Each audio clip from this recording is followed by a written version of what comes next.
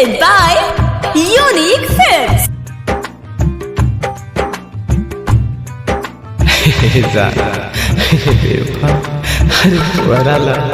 DJ Armaan मोहब्बत के आगे मैं हार गया रे दिल तू मत रो।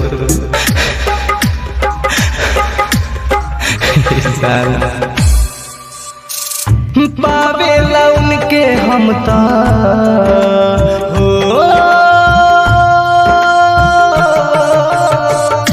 पावेला उनके हम ता पावेला उनके हम ता कोशिश हजार कोई नहीं माफ करी दिल हम मोहब्बत हार गईनी माफ करी दिल हम मोहब्बत हार गईनी।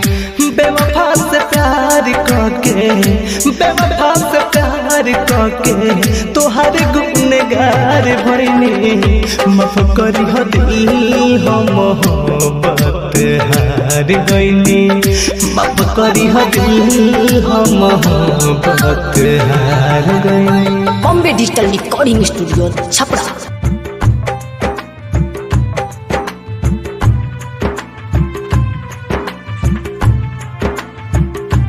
हाँ हमार जियते जिंदगी के ना सहू कर गईले मन में विश्वास जगा के घात कर गईले।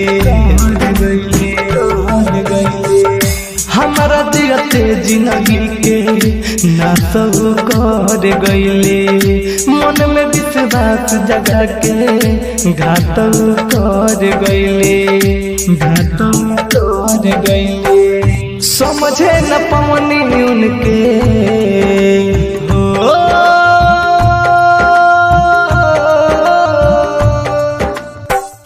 समझे न पवनी उनके मौत के शिकार भइनी माफ करी दिल हम मोहब्बत हार गईनी माफ करी दिल हम मोहब्बत हार गईनी। Presented by Unique Films. हाँ अब तक हुआर से हमके नाही कोनो हसरत बा प्यार के नाम से हमके हो गईल नफरत बा। हाँ अब तक हुआर से हमके नाही कोनो हसरत बा प्यार के नाम से हमके हो गईल नफरत बा हो गईल नफरत बा।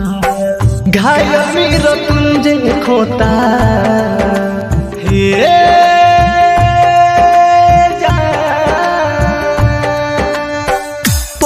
कसमती खोता खुद से उजार गईनी माफ करी दिल हम मोहब्बत हार गईनी माफ करी दिल हम मोहब्बत हार गईनी। Bombay digital recording studio Chhapra.